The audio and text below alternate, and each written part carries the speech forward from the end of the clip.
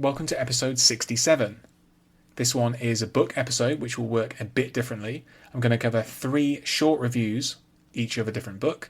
The first one is the horror novel The Rats by James Herbert from 1974.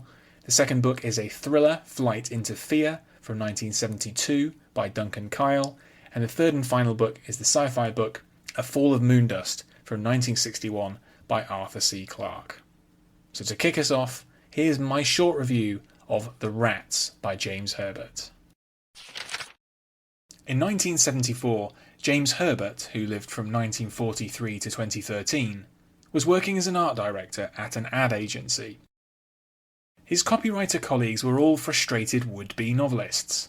They were no doubt a little envious when one day Herbert walked in with a copy of a novel he had quietly written and got published. They must have felt worse still when The Rats went on to become a huge success, selling tens of millions of copies. It was obvious that Herbert wouldn't be an ad man for long. Herbert went on to become one of the most important writers of British horror fiction, producing 23 novels before he died in 2013. Almost all of his books are standalones. The Rats is the only book of his to receive any sequels, which reflects its popularity and enduring power.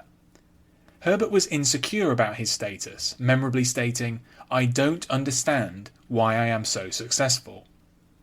Looking back at The Rats, it's not difficult to see why it cut through in 1974 and set the stage for the rest of his career.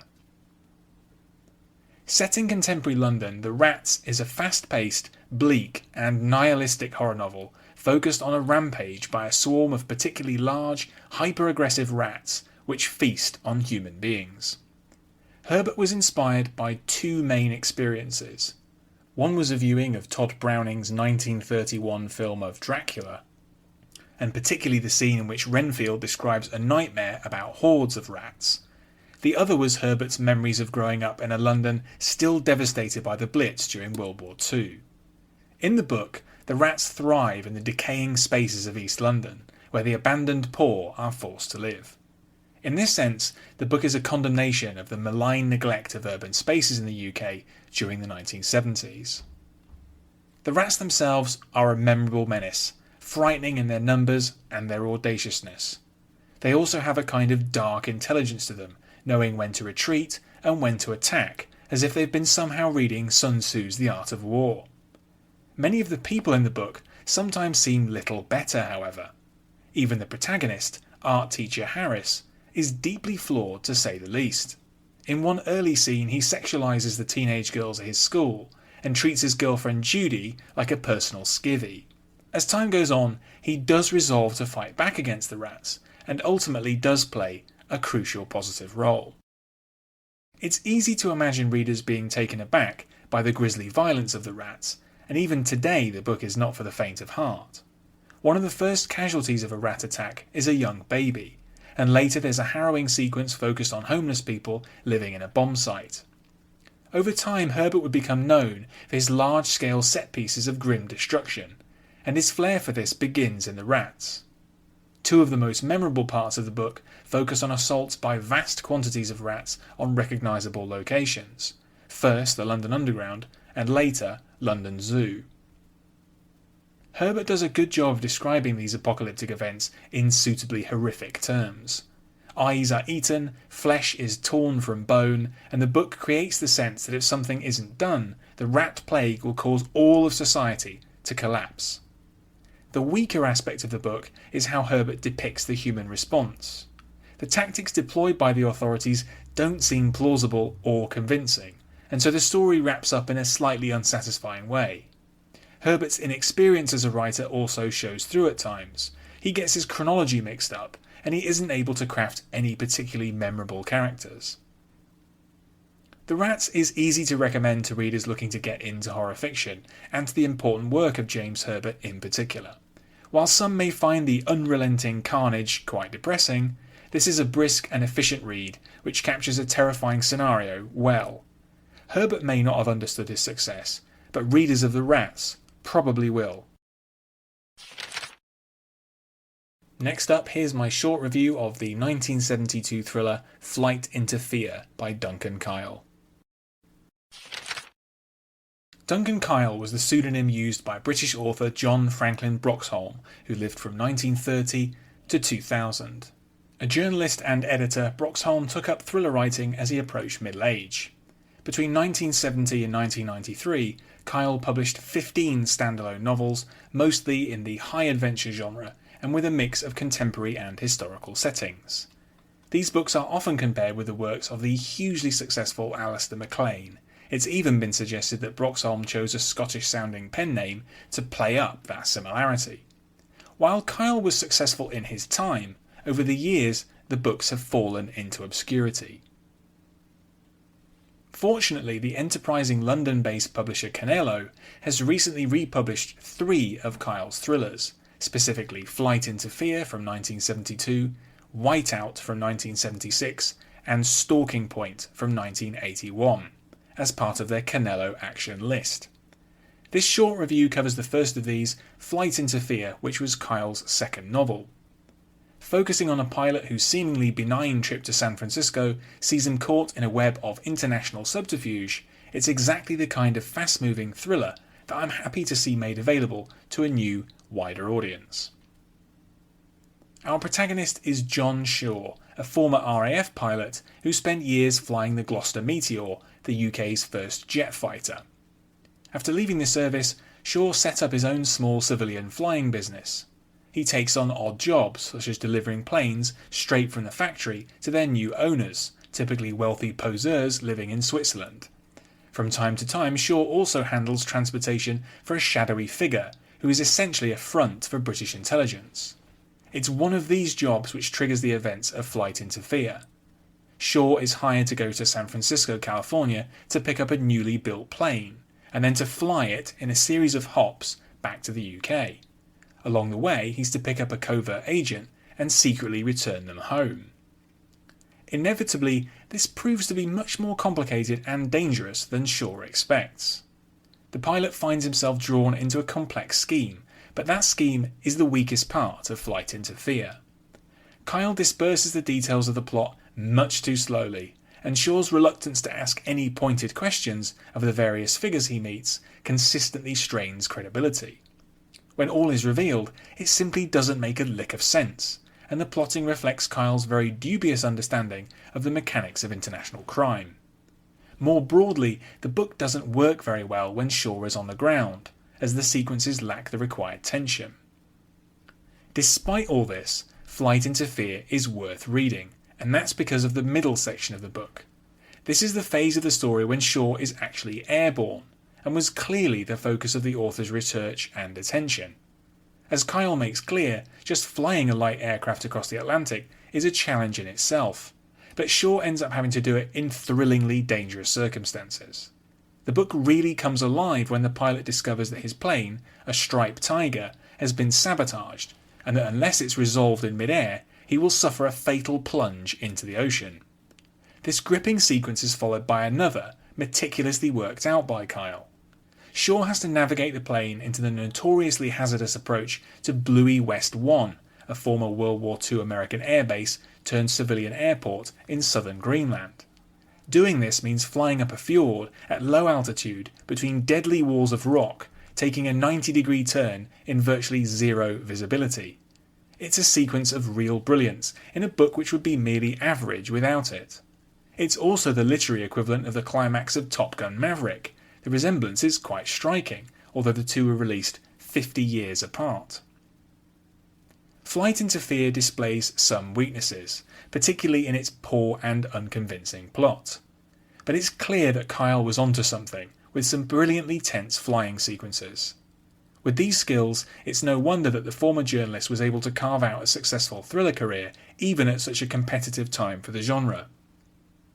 If you're interested in 70s high adventure, it's well worth checking out Flight into Fear. To wrap up, here's a couple of extra details about the novel that you might find interesting. The plane that Shaw flies, the Striped Tiger, is a fictional creation for the novel. Because it has a twin boom design, it's said to resemble the Lockheed P-38 Lightning, an American fighter from World War II. The new cover art commissioned by Canelo captures this look quite well. One place where P-38s were stationed during the war was Bluey West 1, the former American airbase featured in the novel. Today it's known as the Narsarsuaq Airport and is scheduled to close in 2025 due to declining use. Finally, here's my short review of the science fiction novel A Fall of Moondust from 1961, written by Arthur C. Clarke. Arthur C. Clarke was very much interested in the moon. In his most famous book and its film version, 2001: A Space Odyssey, the moon is the setting for a brief but crucial sequence, the discovery of the first monolith.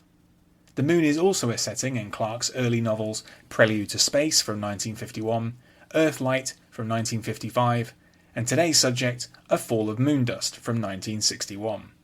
This particular book is a good example of Clarke's approach to so-called hard science fiction, which strongly emphasises scientific accuracy and plausibility.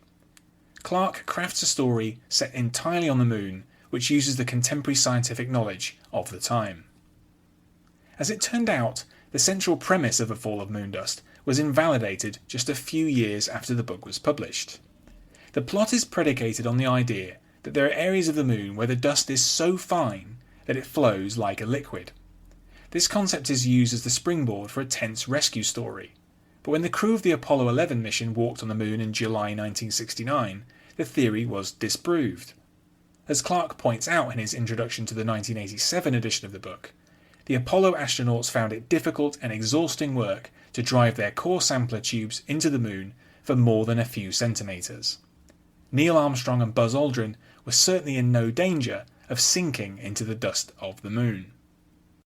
The premise of A Fall of Moondust may not have survived the tide of scientific discovery, but the book has stood the test of time.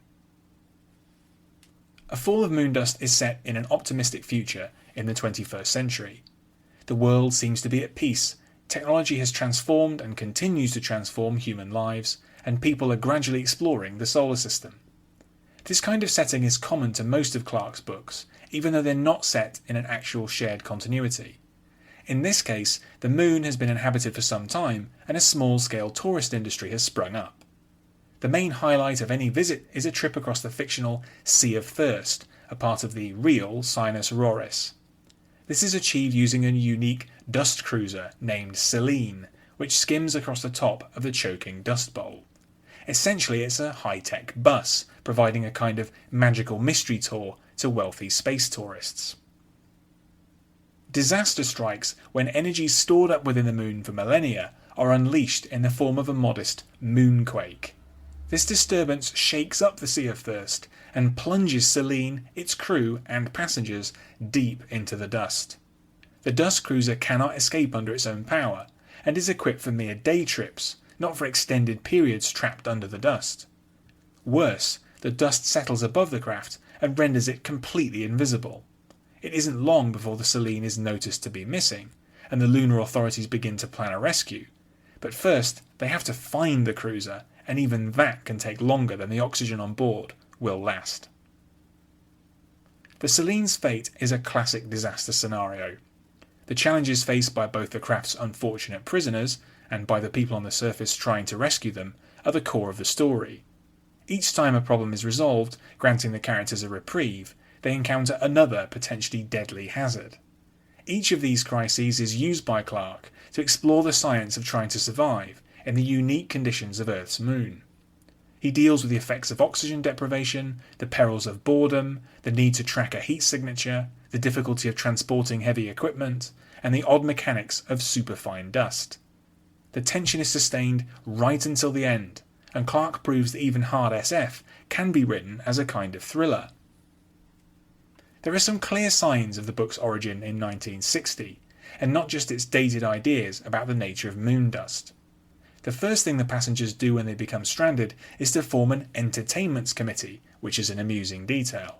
More seriously, there's some relatively sexist content in Clarke's portrayal of women on board Selene, although it's easy to find much worse in SF of this period. Conversely, Clarke includes a sympathetic Aboriginal Australian character who talks to the Selene's captain, Pat Harris, about the appalling treatment of his ancestors. Harris struggles to respond to this, as it turns out that he has very little awareness of Earth's history at all. A Fall of Moondust isn't one of Clarke's best novels, and Earthlight is arguably a stronger moon novel. However, it is a book of sustained tension with an interesting scientific backdrop. It's also true that Clarke's writing style feels much more fresh and readable today than many of his contemporaries, and A Fall of Moondust is a good example. If you need some light reading to pass the time on your way to your next lunar trip, this classic book is a good choice. A Fall of Moondust was a success and prompted the Reader's Digest to republish it as one of their condensed books in late 1961. This was the first time they'd afforded this treatment to a science fiction novel. Clarke stated that he'd never read this edition, quote, "not because I fear that the Pleasantville editors may have butchered my deathless prose, but because I'm scared they may have improved it," unquote. I previously covered Clarke's earlier moon novel Earthlight from 1955, which is unusual in that it focuses on a conflict between human factions, a topic which Clarke very rarely touched in his optimistic views of the future. That about does it for this episode. A bit of a different way of doing things this time around. Probably will be doing this format again, 3 short reviews at a time. If you are interested in these books, if you've read them and have something you want to say about them, you can place a comment under any of the reviews at andyjohnson.xyz. Also, if you have any recommendations of anything that you would really like me to cover, you can let me know in a comment or find me on Twitter. But that's it, till next time. Thanks for listening to this episode. You can find more of my writing in text and audio form at my site andyjohnson.xyz. You can also find me on Twitter at AndyJohnsonUK, and you can support me at patreon.com/AndyJohnson. Catch you next time.